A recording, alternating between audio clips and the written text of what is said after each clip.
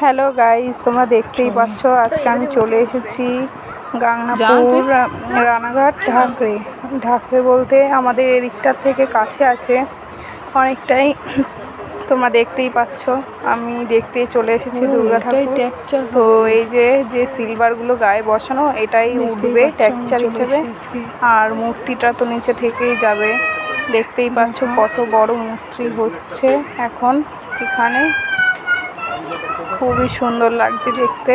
তোমরা শুধু দেখো, আমি চারিপাশটা ঘুরে দেখাচ্ছি তোমাদেরকে, দেখতেই থাকো তোমরা।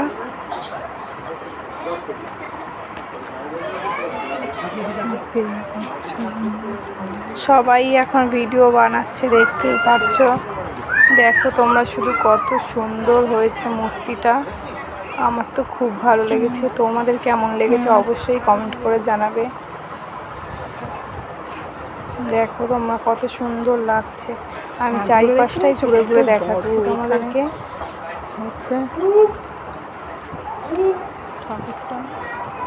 দেখতে থাকো তোমরা শুধু, খুবই লাগছে দেখতে।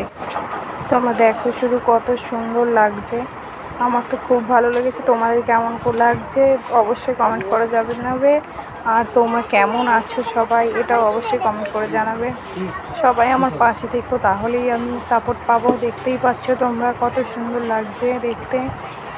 দেখো তোমরা শুধু, আমি হয়তো ভালো পারি না কিন্তু আস্তে আস্তে করতে পারবো, তোমরা আমার পাশে থাকলেই হবে। দেখতেই পাচ্ছ গাইস, আমরা গেছিলাম সাইকেলে করে, প্রচণ্ড কষ্ট হয়েছে, অনেকটা দূর ছিল। বাবা যা কষ্ট হয়েছে বলে বোঝাতে পারবো না তোমাদেরকে গাইস। দারুণ লেগেছে কিন্তু মূর্তিটা হেভি সুন্দর হয়েছে। তোমরা দেখতে থাকো, গলার ডিজাইনটা দেখো কত সুন্দর। এই যে সিলভারের টেক্সচারগুলো দেখতে পাচ্ছ এটাই উঠবে আর কি, মূর্তিটা থেকে যাবে। ভেঙে ভেঙে হয়তো নিয়ে যাবে, নিয়ে গিয়ে যেখানটায় আছে কলকাটা দেখেছো দুর্গা ঠাকুরের, দারুণ লাগছে দারুণ।